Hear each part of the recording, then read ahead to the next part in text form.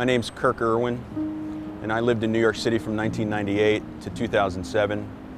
And 20 years ago, today, this is where my day started on September 11th, 2001. So that morning I got up early, like any other early fall morning. Had made arrangements to meet my coworker Paul at 9 a.m. at this mini storage. It took forever for us to find the right materials for whatever reason. Finally, we got the boxes on the cart and brought it down to the loading dock, and Paul went off to look for a taxi because we were going to take a taxi downtown. 15 minutes goes by, 30 minutes, 45 minutes finally goes by, and I'm wondering where Paul is, and he walks in and he tells me they're not allowing any taxis to go below 14th Street. So from that moment, that more and more things started coming into our perception that this was a serious, serious moment. I saw across the ticker where it says, the president says planes in the towers is a terrorist attack. I couldn't believe it. And the whole scene is like something out of an apocalyptic movie. I couldn't believe it. People lined up at payphones because cell phones weren't working.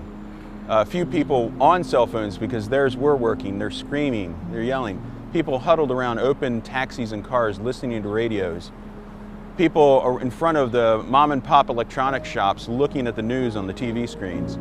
And then as we're passing one car with the radio on, I overhear an announcer say, one of the towers has fallen.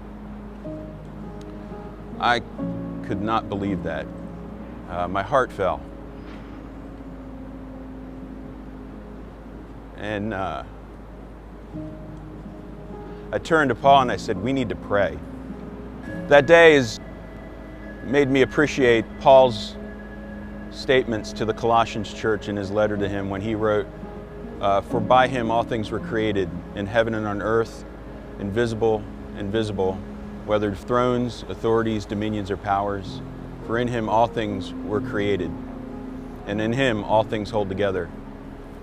How that verse has really impacted me since that day is it made me realize, regardless of what happens to me personally or my community, that the ground that I walk on is Jesus' ground, because I am his and he is mine.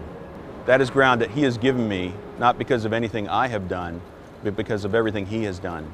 And I need not fear any attack from any source or any adversary. And I find that incredibly encouraging, and I hope you find that encouraging this day.